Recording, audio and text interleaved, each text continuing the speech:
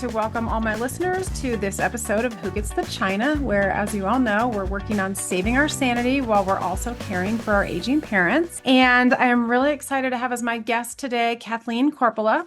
She is the founder of Living Goldenwell, Caregiving from the Middle. And it's basically an elder care community for women of our ages, really, roughly 40 to 60, I'm going to say, who are caring for their aging parents and providing us resources, support, and community so that we can do that really well. I wanted to note too that Kathleen, you've had a successful corporate career, as I feel like many of us at this age group have, where we've done the corporate world and now are seeking ways to put our expertise to use in other beneficial ways for our community. And so I know that you had a career at Starbucks, you've been featured on USA Today, you've been on lots of different podcasts sharing your expertise on supporting aging parents. So I'm just really grateful and pleased to have you with us today. Oh, thank you. What a warm welcome. One thing that I loved about when I went to your website and was doing a deeper dive before we had this conversation, where it's this idea of a place where women in the middle can feel seen, understood, and equipped to manage the complexities of caring for aging parents while sustaining their own well-being. I mean, this is me 100%. And I will say the sandwich generation term, I don't love that. I know it's something that we're familiar with and it does capture it, but to me, it feels a little bit negative and messy and chaotic. And so I loved this in the middle. So Mm. can you just tell me for a minute, like, how did that concept come to you? It came to me because number one, I guess I'm kind of with you. I didn't want to use the term sandwich generation. I mean, there's many women in my community who aren't in the sandwich generation, but it really is kind of a recognition of the place and the stage of life where women are at, where they might be raising families and still having kids at home and supporting aging parents, and then also having other competing demands on their time, like their careers, and they have marriages and spouses and relationships and other interests. And so there's this sort of notion that when we step into this sort of elder care phase of life, it very much feels like we are in the middle of so much going on. So that's really where kind of I guess the genesis of the name of my community, Caregiving from the Middle, kind of resonated and came from, without really talking about sandwich generation, because Yeah. there's women in the sandwich generation, there's women that's not. So No, I feel like I'm not a slab of ham or roast beef. You know? So I don't know. I don't feel like it's giving us the respect that we deserve. So I would love to learn more about your personal journey to founding Living Goldenwell. And then I know that your dad had Alzheimer's and that you were a caregiver for him. And if you're willing to sort of share some of how that story brought you to this, I'd love to learn more about that. I'm happy to share because I know my story can really resonate, I think, maybe with other people who have been through caregiving journeys for an aging parent. My father was diagnosed with Alzheimer's dementia almost 8 years ago. He passed away last year, a little over a year ago, as a result of the dementia. And when he was diagnosed, I had two kids. I had a 4.5-year-old and a 6-month old. Oh my goodness. And so I sort of, not to keep, I was in the middle, You sandwich were really in generation the in the middle. middle. I was deep in the middle Yeah. when this found me. And his diagnosis really came as a bit of a shock to our family and to my brothers. My parents were divorced. My dad was remarried. But it really came as a shock to us. And I think on hindsight, it really came as a shock, partially because number one, I didn't know. I was uneducated and unprepared. I didn't know anything about dementia. I didn't know the signs of cognitive impairment. And then also I was probably admittedly in denial about what the reality of probably what was happening. So a little bit of denial, fear, not knowing what to do. And so when he was officially diagnosed with Alzheimer's, I think that's really when it kind of catapulted our family into into a big life change and a big life shift of, okay, what do we do now and what do we do about this? Anyway, so long story short, I ended up being kind of one of his caregivers along with my older brother who was coordinating care kind of in the financial and legal aspects. But of course, lived, he ultimately lived geographically much closer to me. And so I was really the point of contact. And I sometimes joke that, I had a 6 month old and 6 months later, I acquired a third child that I was completely unprepared for. And so anyway, that catapulted me into caregiving for an aging parent and, one with dementia. And so it was a long journey. And I realized through that whole almost 8 year experience, caring for an aging parent is really a role and an experience that reshapes our lives. And it's hard to overstate just how profound the experience is until you're sort of really in it, going through it, or, maybe after your parent has passed on, and you're sort of have more maybe space and place to really reflect on the whole experience. But it was really through that experience that I realized firsthand how little support and resources there are for family caregivers for adult children that are supporting aging parents. And that's across men and women. But that was really the genesis for me founding this company, Living Goldenwell, and creating the community, the elder care community for women that I have now.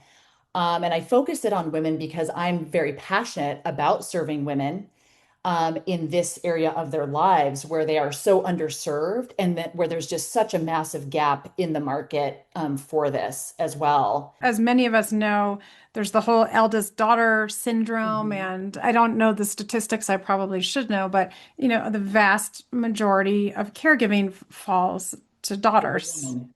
That's right, to the I daughter. don't know if it's because we raise our hands or nobody else does and we jump in to fill it. I'm sure there's lots of smart people who have done good work on that. But you're right. Our group chats, probably like yours, like mine, it's lots of conversation amongst my friends of like, oh my gosh, this thing happened with my mom or my dad, right? What do I do?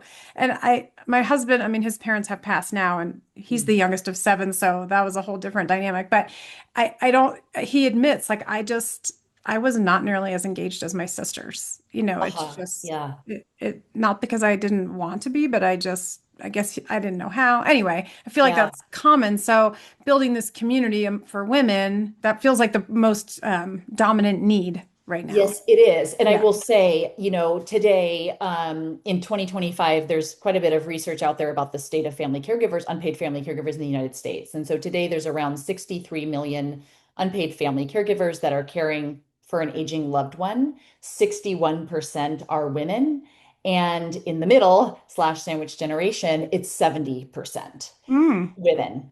And it is true what you're saying, Kirsten, generally speaking, if there is a daughter in the family, if she is the eldest, or if she is the geographically closest to the parent or the parents, most of the burden of the care, whether that's logistic, administrative, or healthcare otherwise, falls to the daughter. What led to you guys deciding there needed to be an assessment for your Mm, dad? yeah, it's interesting. I can share a couple of stories. There were some specific instances where his behavior was out of character. And at the time, I didn't, again, because I didn't know the signs of dementia, I didn't know the signs of cognitive decline. That's actually part of our learning curriculum that we have in our community is we give some dementia education 101.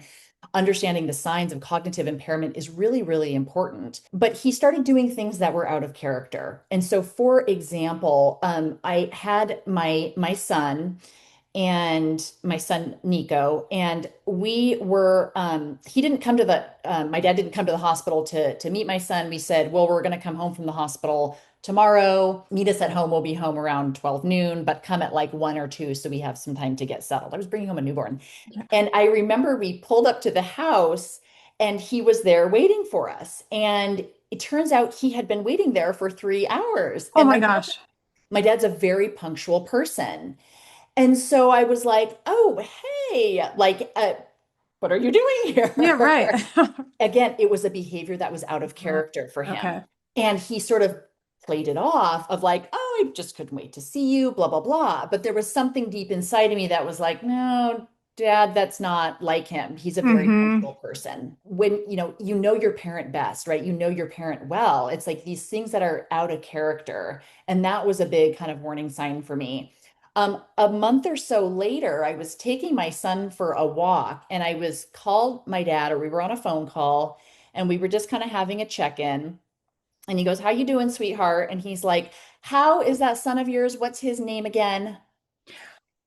And I thought, oh, well, his name's Nico, Dad. His name's Nico. And I thought to myself, you don't forget your grandson's name, your newborn grandson's name. Right. Again, Right. completely out of character. Mm.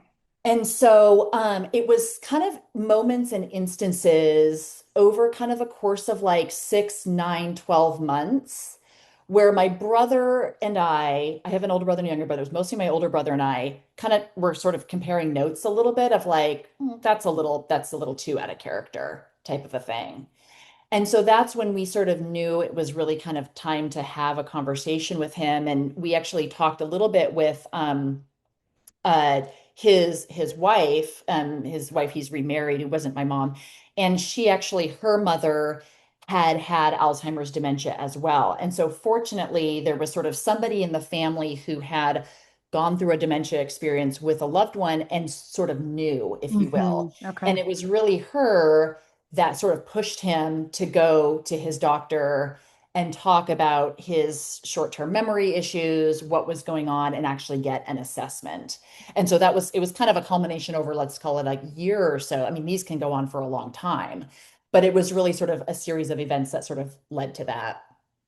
So I'm curious it sounds like it was not easy to get him to go get the assessment. If it took a year, maybe, or maybe once somebody mentioned it. But I think for myself and a lot of other people, it's starting saying the thing, right? And I've had Mhm. some things with my mom has been willing to get assessments. She's pretty fine. But my dad, a couple things have happened, and Yeah. I've said, maybe you should get an assessment. Maybe we should look into this. He's like, I'm fine, I'm fine, I'm fine. It was a one-time thing. So I'm fascinated by how do you get over the hump?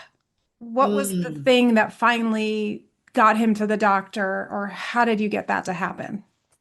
We had a conversation with his wife because we knew that his wife would be the strongest sort of influential force to make that happen. And so I think, kind of thinking about maybe your listeners out there who are maybe struggling with this type of a scenario, think about who might be the strongest sort of influencer for either your mom or your dad or even your in-laws. Maybe it's what's on your mind is your mother-in-law, your father-in-law, right? So if that's your husband or another family member, it's sort of thinking about who has that relationship where they really can say, look, I think this needs to happen. You should do this. Um, you know, and again, every situation is a little bit different, but it's sort of like figuring out who's got kind of that relationship with the person to really tell them they need to make this happen. I'm thinking, what if the relationship is with yourself? And you have to be the one to broach it, right? Because you're that person. Yeah, yeah. I mean, I think it's perfectly fair and appropriate. I mean, depending on your relationship with your parent, but if you are, close with them or whatever, to bring it up and to talk about it and to see if that's something they want to do. Or if that's something that maybe they should do. The other thing too is if you find out if your, dad or your parent is going to be having a doctor's appointment, meeting with a doctor, um, trying to get in touch with that doctor beforehand, at least to connect with them and have a brief conversation about your concerns or what you're seeing or observing, so that when your parent goes to that appointment, they're actually maybe hearing that from the doctor from a third party Hmm. and not from a family member. that's another sort of tactic or a trick to kind of employ that can actually be quite effective too. The thing about a third party, and I've heard this from a lot of other experts I've talked to, it's the same very sage, very wise advice. There's no emotion there, or different Mm, emotion, less mhm. emotion. And so it can be a Sure. more, objective conversation. Whereas, especially parent-child dynamic, I mean, we're talking about a lot of major shifts in Yes. the power dynamic, the responsibility, the maturity. There's a lot that's connected there, and I think that can make it fraught. So finding that trusted third party is good advice. What are some of the things that, as you embarked on your caregiving journey, in hindsight, you wish you knew? Critical things to know as you head into this phase of life. I wish I would have understood and knew just how important it is to be prepared and educated and knowledgeable. Because being, unprepared and uneducated, ignorant on certain things, I think really cost me and cost my dad as well. It was very, very painful kind of being in a sort of a reactive mode where we were essentially reacting to this diagnosis really unprepared. Because I didn't really know about dementia. I hadn't I didn't know of places and spaces where I could really get this type of information and really sort of be equipped to know even what were the signs, how could you broach conversations with your parent about this, or what might be angles to influence them, around getting a diagnosis. And I think also because my dad himself hadn't planned um, in terms of his kind of retirement, his future care needs, Mm-hmm. he really lost his ability to have a choice in his living and care arrangements once this dementia diagnosis, once it really started to take hold of him. And, I think the family in general, I think really lost our ability to kind of feel in control, if you will, over what was happening and all the transitions that we were experiencing. And so I think for me, I think just the importance of having basic education, a basic support network where you could go to actually ask questions when things come up is something I wish I really would have known and known about when I was stepping into this. I think the other thing that I wish I would have known or understood when I kind of stepped into this phase and chapter of my life is that multiple truths can coexist, meaning, you can be scared about what's coming or unsure or fearful or uncertain, or maybe grieving the reality of the aging and decline and mortality of your parent. And you can also choose intentionally and consciously to continue to experience the joy, the good times, the relationship that you have with your parent, if you have a good one, if you have a healthy one, as well. And while they're still here, I think it's no one really told me this when I was sort of stepping into this and when I was sort of an early stage caregiver, was that you can feel frustrated or exhausted or burnt out or, name your sort of hard emotion. And you can also choose to see some of the more positive aspects and continue to focus on the interpersonal relationship and the time that you do have with your parent, and focus on what they're still able to do, Mm-hmm. how you could still spend time with them, how they are still capable. I think it's so important to think about how you can hold these sort of dual dual realities and dual truths about this phase of life. And I didn't understand that. For a long time, I was really focused on the weight of sort of my grieving, my anticipatory grieving, the frustration that I felt on why was this happening to me now? And I think because of that, I wasn't focused on being as present as I probably could be in the time that I was interacting with my dad or visiting with him and whatnot. Mm-hmm. I think that as the nature of our relationships with our parents evolve. I think that, and they continue from, from dependence to independence on their decline. We have a really incredible opportunity, I think, to really enjoy a new dynamic, right, with them. But I think that that's possible when we are prepared and when we are in the right mindset to be able to do that and to really meet them there. And that means that, kind of other matters or other logistics or decisions around their care and living arrangements or legal or estate plans have been taken care of, or at least maybe thought through or talked through in order to create that space in our lives to be able to focus on the human aspect of the relationship. For me, that crystallizes a lot of what I've heard from so many people coming at this from different angles, which is this time is precious. And when you are frustrated and in the thick of it and trying to solve critical problems, you cannot appreciate and value that time. And I mean, even for me, just thinking about it, a lot of where Who Gets the China came from is this overwhelm of having to declutter and downsize all the things that your Yeah, that's parents another perfect example. Yeah. have.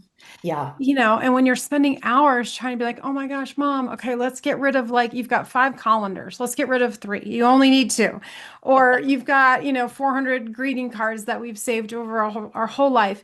Like, I've had to have grace with myself to say, let's take advantage of these sessions and try to, like, really share the stories, what's important. And I've learned so many funny anecdotes or things about my parents' life together that I never would have, right? And so it's sort of jumping in to say, this is the thing that's going to have to get done. And I know some of it's going to have to just get done later in a very different fashion. But instead of stressing about it, like, how can you embrace it at least as much as you can? Yeah. Yeah. I mean, so well articulated, Kirsten. And that's, I think, just a perfect example. Decluttering and going through your parents' house and stuff can be a very frustrating experience. But that's a perfect example of how we can continue to consciously make choices about how we feel about a particular situation or a particular moment,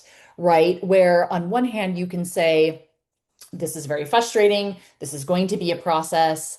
But also, you know what? Let me not see if I can spend a little bit of time here with my mom, having her share a little bit on some of these artifacts or whatnot, right? And that's also a way, just sort of kind of running with this example, to kind of get their buy-in, if you will.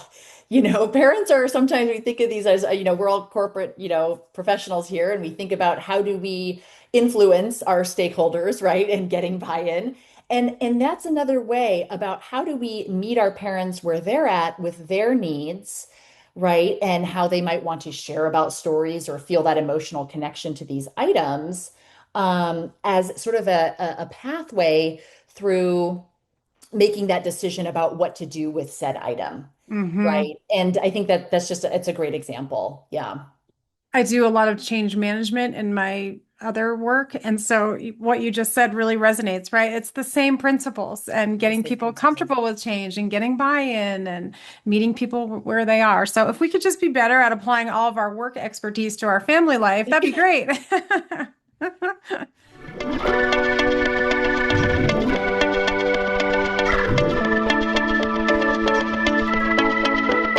One thing that I want to talk about with you, because I know this is an area of expertise that you have, is um, sort of setting boundaries Mm. as a way to encourage self-care. And I know you have a great 4-step framework, and if we want to back up and kind of give an overview of that, but I think, at least for myself, what I have struggled with is I get frustrated with things because I get sucked in, not because anybody's demanding it of me, but because I want to do the right thing. And then I've now maybe spent too much time on this thing, or I've gotten into it too deeply, and I don't really need to be in that deep. And I need to be able to set a boundary for myself that's like, okay, you've done enough on reorganizing all their bank accounts and getting the power of attorney set up. You can only be expected to do so much. I mean, that's just one example. So I'd love to hear you talk a little bit about the framework if you want to start there, or even just boundaries as self-care strategy. I'll touch on boundaries. I'm so glad you asked this because it's just such a big area. I think about boundaries as the invisible lines that kind of define where you end and others begin. And so they're really intended to protect your physical and emotional well-being while allowing you to show up authentically in each area, of your life. When it comes to kind of setting boundaries with yourself, there's a number of different examples depending on, what you need in your life. But we can think about things like rest boundaries or guilt boundaries. So a rest boundary could be something like, I will stop checking work emails after 8 p.m. Right? So it's sort of a boundary and a commitment that we're making to ourselves, or maybe a guilt boundary, or what I call an identity boundary could be something more like, the guilt boundary is, I recognize that feeling guilty doesn't serve me or those I care for, right? So how might I reframe how I think about maybe or cope with my guilt? Um, and when I think about setting boundaries with ourselves, it touches so much on our inner dialogue, our internal narrative, and our inner critic. And I have a four-part framework, and taming our inner critic is actually step two. It's part two of that four-part framework that we talk about. It's so important how we frame our thoughts and our situations, and that is related to how we might set boundaries for ourselves. It is very easy to feel like I'm not doing enough, Hmm.